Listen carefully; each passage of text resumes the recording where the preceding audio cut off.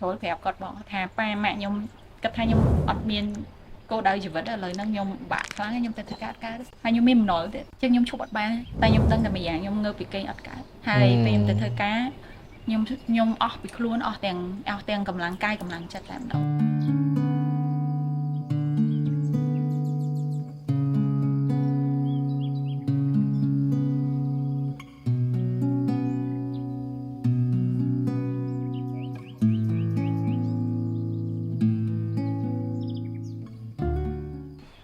ជំរាបសួរបងប្អូនទាំងអស់គ្នាស្វាគមន៍មក podcast ថ្មីដែលខ្ញុំធ្វើជាមួយនឹងសុខៈខ្ញុំឈ្មោះលីមនីពុទ្ធិមកពីរៀនរស់ហើយនៅក្នុង podcast នេះគឺដើម្បីយើងនិយាយតាក់ទងពីរឿងសុខទុក្ខរបស់យើងទាំងអស់គ្នាហើយសុខៈនឹងគឺជាអ្វីគឺជា community well-being មួយដែលយើងធ្វើដើម្បីជួយតាក់ទងពីសុខភាពផ្លូវចិត្តរបស់យើងទាំងអស់គ្នាដូចនេះយើងអាចរស់រាននៅក្នុងជីវិតមួយដែលប្រកបដោយភាពរីករាយភាពត្រជាក់ត្រជុំហើយនិងភាពកក់ក្ដៅផងដែរហើយនៅក្នុង podcast នេះខ្ញុំក៏មានការចូលរួមជាមួយនឹងជាតាមកពីខាងសុខៈដែរដែលគាត់ជា founder នៃ Wellbeing Community នេះដែរអញ្ចឹងជាតាអាចណែនាំខ្លួនឯងបន្តិចចាសូមជម្រាបសួរខ្ញុំឈ្មោះជាតាដែលសប្តាហ៍នេះគឺជា co-founder នៃគម្រោងសុខៈហើយសុខៈនេះគឺជាកន្លែងមួយដែលនៅសៀមរាបឥឡូវនេះហើយវាជា space មួយដែលយើងបង្កើតមកដើម្បីendorse បានន័យថាជួយលើកតម្កើងនៅលើសកម្មភាពទាំងអស់ដែលពាក់ព័ន្ធជាមួយនឹងការ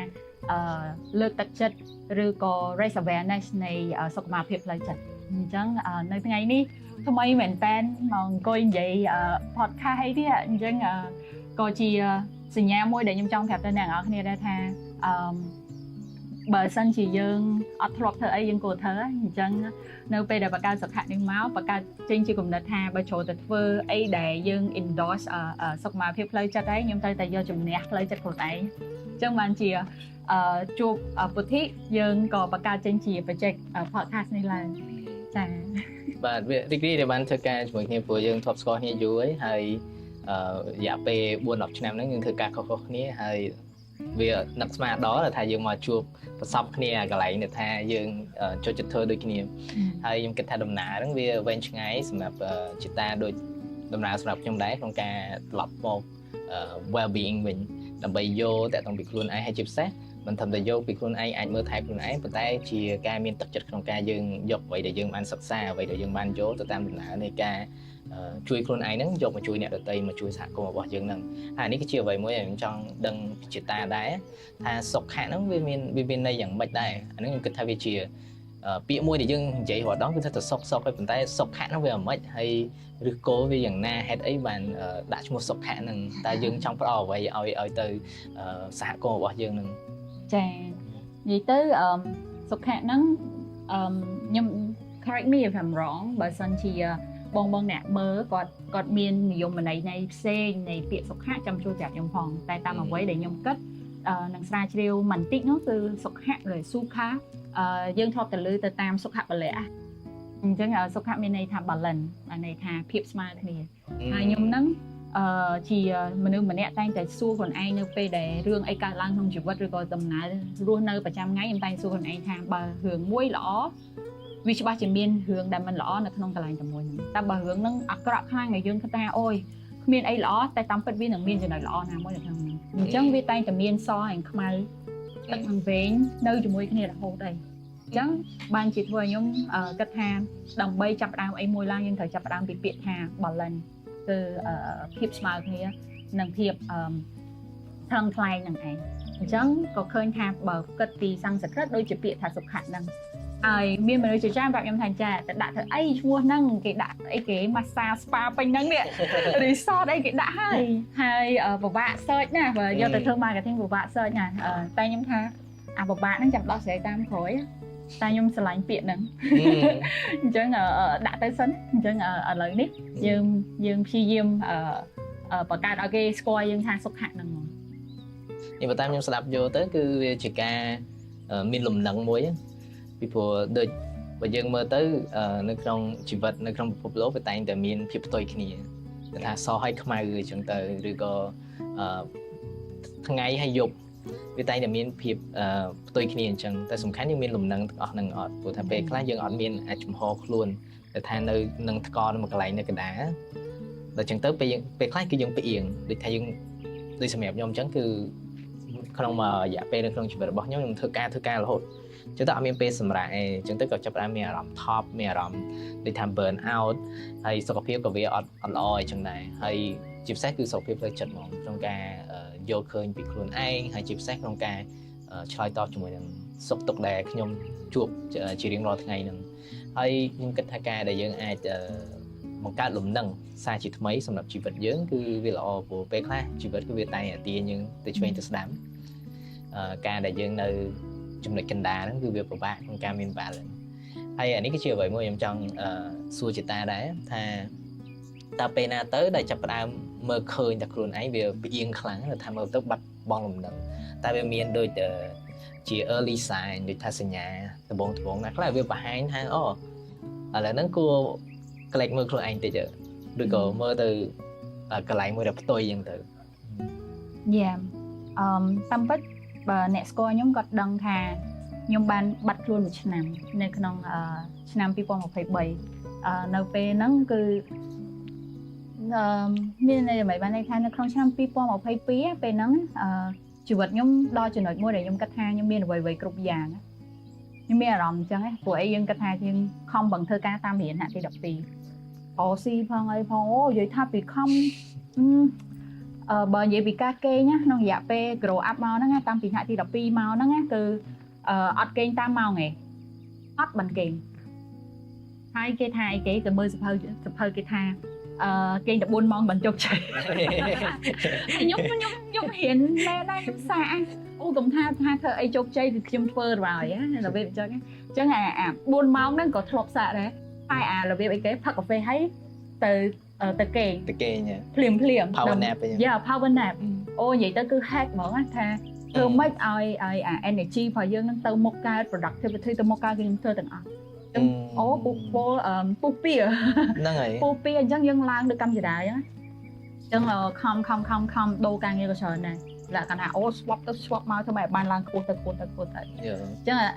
អា ego គេហៅមហិច្ឆតារបស់យើងហ្នឹងធ្វើឲ្យយើងអត់ហត់ទេក្នុងរយៈពេលជាង10ឆ្នាំនៃការចេញរកស៊ីចេញធ្វើការហ្នឹងតែដល់ពេលដល់ឆ្នាំ2022គឺជាពេលមួយដែលខ្ញុំគិតថាខ្ញុំមានលុយច្រើនតែវាមិនច្រើនដល់រាប់លានទេចឹងនិយាយថាវាច្រើននៅក្នុងប្រវត្តិសាស្ត្រជីវិតខ្ញុំគិតថាខ្ញុំរកលុយបានច្រើនហើយពេលហ្នឹងខ្ញុំមានដៃគូរបស់ខ្ញុំហើយខ្ញុំគិតថាអូបើបានការទៀតគឺ check list ហ្មងតែការងារក៏មានគ្រួសារក៏មានដែរពេលហ្នឹងខ្ញុំគិតចឹងតែដល់ពេលហើយស្អីតែថ្ងៃមួយដែលយើង wake up one day you feel that you have everything ប៉ុន្តែមានរឿងមួយកើតឡើងដែលថាខ្ញុំទៅមុខលេងរួចហ្នឹងគឺចាប់ផ្ដើមទៀមទាឲ្យជីវិតទាំងអស់ហ្នឹងកាន់តែ get it together វាអត់ស្កើបស្កល់ដល់ពេលហ្នឹងគេចាប់ផ្ដើមមួម៉ៅហ្មងមួម៉ៅគ្រប់រឿងហើយក៏គិតថាឥឡូវយើងនៅត្រឹមហ្នឹងហើយយើងបានគ្រប់យ៉ាងហើយតែបើឡើងតែទៀត it's even more perfect ពេលអញ្ចឹងវា you can feel it in your skin ណាហើយន័យថាសំបីតែស្បែករបស់យើងសំបីតែនេះ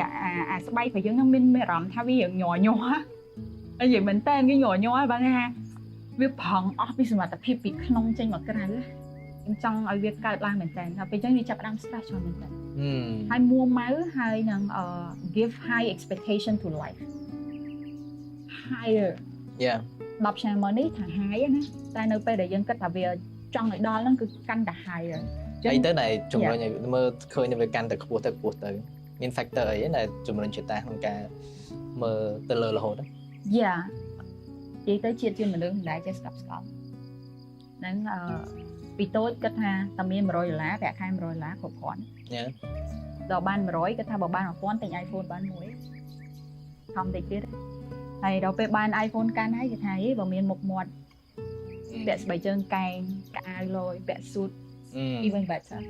ខំតិចទៀតដល់ពេលខំបានអាវ suit ពាក់អីតើមានមុខមាត់តើមានឋានៈតើមាន influence បន្តែថាគាត់បាយយើងតិចទៀតហ្នឹងហើយអញ្ចឹងវាមានអាតិចហ្នឹងទាំងអស់ប៉ុន្តែពេលហ្នឹងផ្លេចហ្មងផ្លេចរឿងងាកក្រោយថាដំបងឡើងចង់បានតែ100សោះយ៉ាផ្លេចឲ្យឆាំ ចឹងនៅពេលហ្នឹងគាត់ថាខ្ញុំចង់មានរស់ស៊ីផងខ្ញុំចង់ធ្វើការផងខ្ញុំចង់មានគ្រួសារផងខ្ញុំចង់មានតែគេហៅថា dream come true ហ្មងតែអញ្ចឹងទៅផឹងរហូតដល់តែខ្ញុំចាំថាពេលហ្នឹងខ្ញុំមាន panic attack ខ្ញុំមាន panic attack មានន័យថា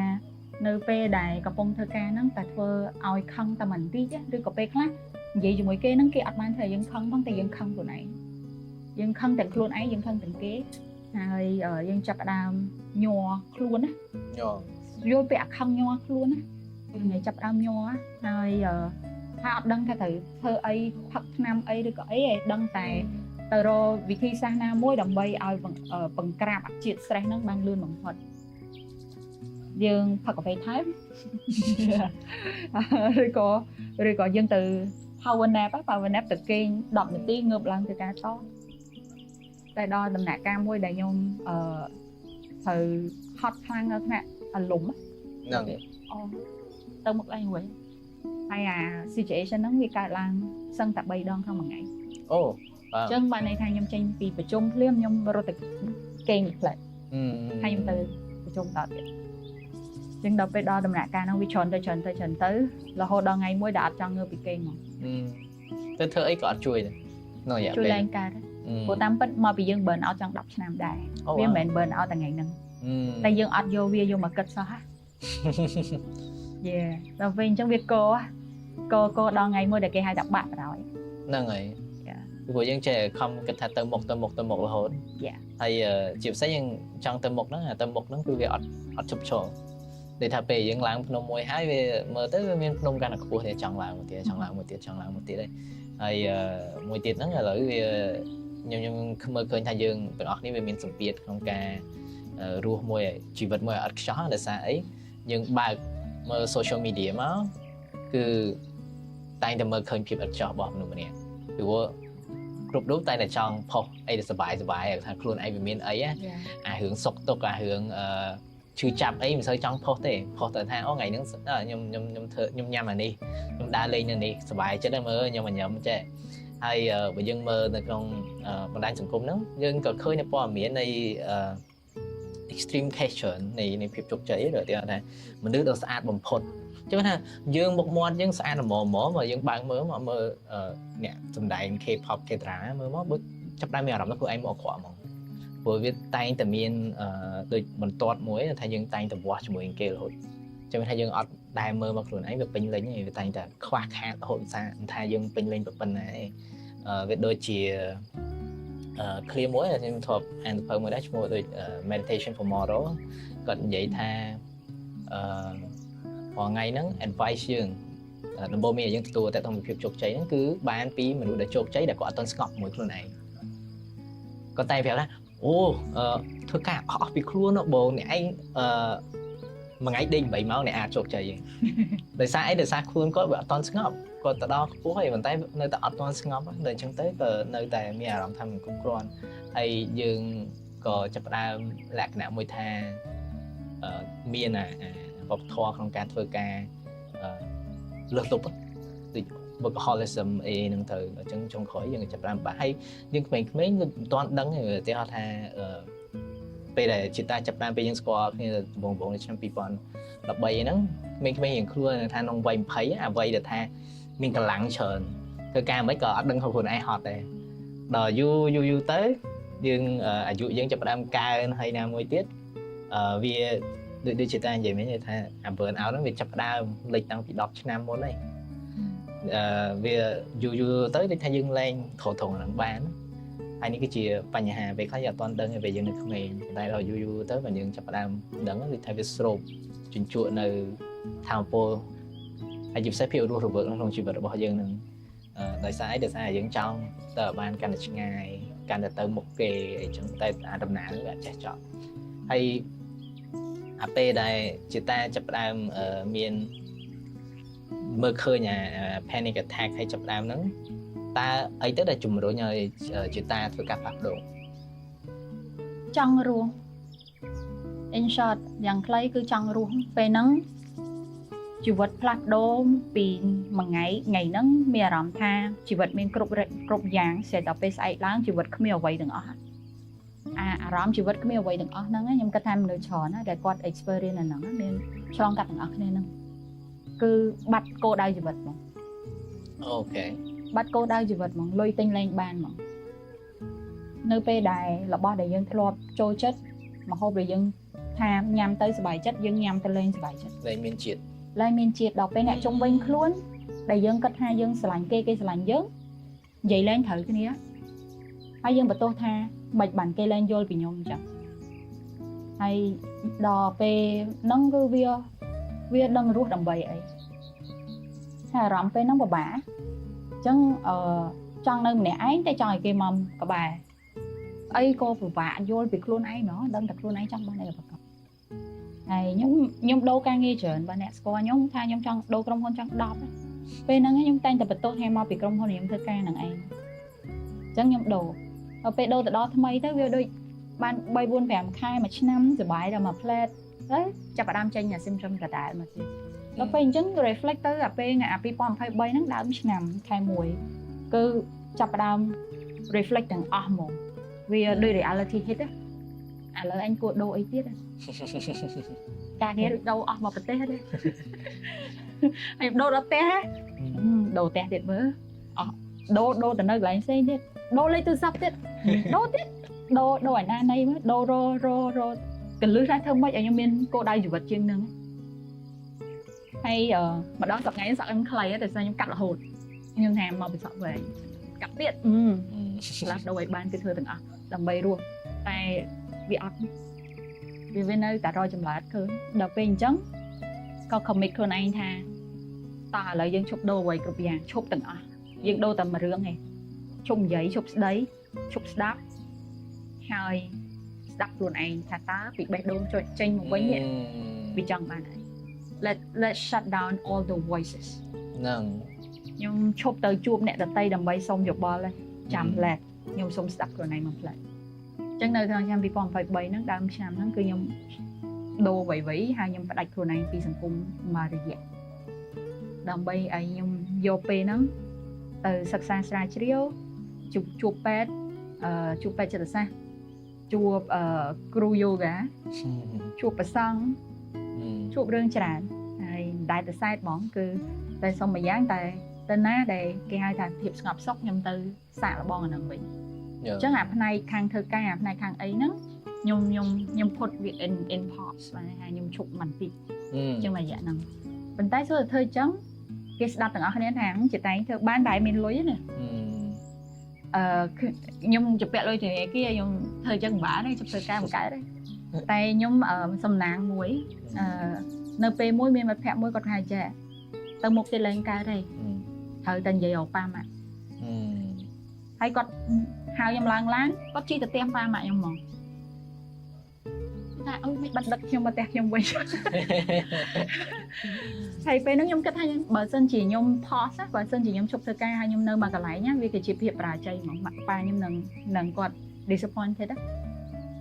ខ្ញុំអត់អាចប្រាប់គាត់បានទេទោះបីខ្ញុំចង់ឈប់ក៏ដោយខ្ញុំអត់ចង់ប្រាប់គាត់ទេព្រោះតែពេលប្រាប់ទៅតិចប៉ាម៉ាក់គាត់គិតមកយើគាត់តែងតែចង់ឲ្យកូនល្អអញ្ចឹងពេលថ្ងៃនេះខែនេះកូនអត់ល្អកូនអត់អាចធ្វើការបានកូនអត់អាចថែជាមនុស្សអស្ចារ្យបានអញ្ចឹងតែប៉ាម៉ាក់មិនទទួលយកតែមិត្តភក្តិម្នាក់ហ្នឹងគាត់បោកខ្ញុំគាត់ឲ្យខ្ញុំឡើងឡានហើយគាត់ថាទៅនោះទៅនេះចាតែគាត់ជិះទៅប៉ាម៉ាក់ខ្ញុំហើយគាត់រកខ្ញុំចូលផ្ទះហ្មងហើយពេលចូលដល់ក្នុងផ្ទះគាត់អ្នកបើក intro គាត់បើកប្រាប់ប៉ាម៉ាក់ខ្ញុំស្រឡាញ់ការថាមកទៅអីវាប្លែកណាហើយមិត្តភក្តិខ្ញុំគាត់ប្រាប់ប៉ាម៉ាក់ខ្ញុំថាជាតាមានរឿងមួយចង់ប្រាប់ហើយទៅពេលហ្នឹងខ្ញុំចូលប្រាប់គាត់បងថាប៉ាម៉ាក់ខ្ញុំគិតថាខ្ញុំអត់មានគោលដៅជីវិតឥឡូវហ្នឹងខ្ញុំបាក់ខ្លាំងខ្ញុំទៅធ្វើការហើយខ្ញុំមានបំណុលទៀតអញ្ចឹងខ្ញុំឈប់អត់បានតែខ្ញុំដឹងតែម្យ៉ាងខ្ញុំងើបពីគេអត់កើតហើយពេលខ្ញុំទៅធ្វើការខ្ញុំអស់ពីខ្លួនអស់ទាំងកម្លាំងកាយកម្លាំងចិត្តតែម្ដងហើយបើសិនជាខ្ញុំនៅទៅមុខទៀតខ្ញុំគិតថាខ្ញុំអត់រស់វាអាចនឹង hit to the moment មួយដែលខ្ញុំអាចនឹងឈប់ចង់រស់ដល់ហើយប៉ាម៉ាក់ខ្ញុំគាត់អោបខ្ញុំហើយគាត់ថាអត់អីអាម្ដងទុកខាងចឹង That's very meaningful ចាំកូនតាំងពីទូចដល់ប្រពន្ធនេះបានចាំកូន mà để dạ đi mình bán về mình cắt nâng ấy ọt ấy cái con tất thử cà phê bìaประมาณ ngày ประมาณ khai ประมาณ trăm tất bộ dương pause phê ní đầm bay dương luôn ban du yeah chân pa mạ control mà chụp vật đi thôi từng ọt đi máu pa mạ mấy mô tả đạp hiệp hao nhưng chân chụp một phân nâng cầm mặt pa mạ đây này biện nâng á đôi cái hài biện xạ sất thôi yeah rồi biện qua từng ọt nâng mi này thang cô này ai xem mà đạp bạn yeah chẳng có bên nâng có đã lôi ao chứ đó bón nâng hai á, chẳng nắng nâng á mày đã lôi ao á thà vô lôi bọc bên nâng mặt ao bọc bên nâng vô tinh cà phê phật á đầm bay cùng thơ ca và cà phê cùng thơ ca ở đây chẳng tha bạch thơ ca bán lôi đi mà tầm phê cao mà ngay mặt tranh lôi ba đó hay dần đi chân còn bàn đỏ ca nhưng xong rồi yeah hay that's how everything started ha okay ឥឡូវមានទទួលបានការផ្ដល់ឱកាសឲ្យសម្រាប់ហើយរកខ្លួនឯងអញ្ចឹងចំណាយពេល2023នេះដើម្បី clear អស់ថាតើតាំងពីកើតមកខ្ញុំ missing out អីខ្លះទៅពេលយើងរវល់ឡើងពេលយើងភ្លេចថាសំបីតែម្ហូបដែលយើងចូលចិត្តនឹងស្អីឲ្យប្រកាស yeah អញ្ចឹង slow down so that's how it begin ខ្ញុំគិតថា like វាស្ដាប់មកគឺ inspiring ដែរតើតងពីការសន្ទនារបស់ជាតាជាមួយនឹងពុកម្ដាយព្រោះពេលខ្លះសម្ពាធអស់ហ្នឹងគឺយើងអ្នកបង្កើតដល់ខ្លួនឯងយើងតែគិតថាអូយើងជាមនុស្សធំយើងត្រូវតែមាននេះមាននោះយើងត្រូវតែធ្វើឲ្យពុកម្ដាយយើងមានមោទនភាពអីអញ្ចឹងអាហ្នឹងវាចេញពីការសន្មតរបស់យើងថាអ្វីទៅជាមោទនភាពដែលពុកម្ដាយយើងចង់ឲ្យយើងចង់ទទួលបានពីយើងតែទីថាពុកម្ដាយខ្លះគាត់មិនទៅចង់ឲ្យយើងខ្លាចជាអ្នកមានជាងគេលើលោកប៉ុន្តែចង់ឲ្យតកូនហ្នឹងធ្វើជាមនុស្សល្អកូនហ្នឹងវាសុខអីចឹងទៅប៉ុន្តែពេលខ្លះអស់ហ្នឹងវាយើងចេះមើលឃើញគេឃើញឯងចឹងថាអូម៉ាក់ប៉ាគេអ្នកនេះគេមានមោទនភាពទៅលើកូនដោយសារកូនហ្នឹងជាមហាសេដ្ឋីវាអីចឹងទៅយើងចាប់ផ្ដើមយកអស់ហ្នឹងមកដាក់ខ្លួនហ្នឹងវាធ្ងន់ទៅហើយអានេះគឺជាបញ្ហាមួយដែលខ្ញុំឃើញដែរតាក់ទងពី burn out culture របស់យើងគឺយើងអត់សូវបង្ហាញតាក់ទងពីអ្វីយើងជួបប្រទះយើងកាត់ទុកកាត់អីយើងទុកទៅតែឯងអត់យកទៅនិយាយសូម្បីតែអ្នកចិត្តសន្តិភាពជាមួយយើងដូចជាគ្រួសាររបស់យើងផ្ទាល់តែម្ដងពេលដែលយើងឈឺក្រំគ្រាអីយើងទុកក្នុងចិត្តអត់និយាយដល់តែស្ទះហើយពេលខ្លះគឺពេលដែលយើងអត់ប្រាប់អ្នកដតីមួយតាក់ទងពីបញ្ហាយើងក៏អ្នកដតីគាត់អត់ដឹងថាជួយយ៉ាងម៉េចពីព្រោះមានតែយើងមួយដែលដឹងហើយអានេះវាបង្កើតជាភាពឯកោមួយដែលថាយើងជាមនុស្សម្នាក់ដែលអាចរស់ជាមួយនឹងភាពឯកោបែបហ្នឹងបានហើយកាលណាដែលយើងនិយាយទៅខ្ញុំជឿថាជាតែប្រហែលជាយើងដូចមានអារម្មណ៍ធូរស្រាលពេលដែលមានការទទួលយកពីមេដាបេដាក្នុងការថាអូអត់អីសម្រាប់បានអីចឹងទៅគាត់យកគាត់ support គាត់អីហ្នឹងហើយយើងត្រូវទៅទទួលអញ្ចឹងពេលខ្លះបើយើងអត់និយាយតាក់ទងពីសុខទុក្ខជំរឿរបស់យើងអាហ្នឹងក៏យើងអត់អាច connect គ្នានៅ deeper level ពីព្រោះពេលខ្លះសម័យឥឡូវយើងអត់ចូលចិត្តប្រាប់ថាខ្ញុំជួបទុក្ខអីខ្លះទេព្រោះប្រាប់មកដូចខ្ញុំអត់មានភាពនឹងថឹងនៅក្នុងជីវិតរបស់ខ្ញុំអត់មានលំនឹងអីចឹងទៅប៉ុន្តែបើយើងអត់និយាយតាក់ទងពីទុក្ខទេយើងបង្ហាញតែភាពសុខអញ្ចឹងអាហ្នឹងក៏វាបាត់ balance ហ្នឹងដែរវាមានលំនឹងវាទៅមួយខាងវាពេលខ្លះគឺអញ្ចឹងយើងអត់ចូលចិត្តបង្ហាញហើយកាលណាយើងអត់បង្ហាញទាំងអស់ហ្នឹងក៏វាអត់អាច connect គ្នានៅក្នុង deeper level ដែរ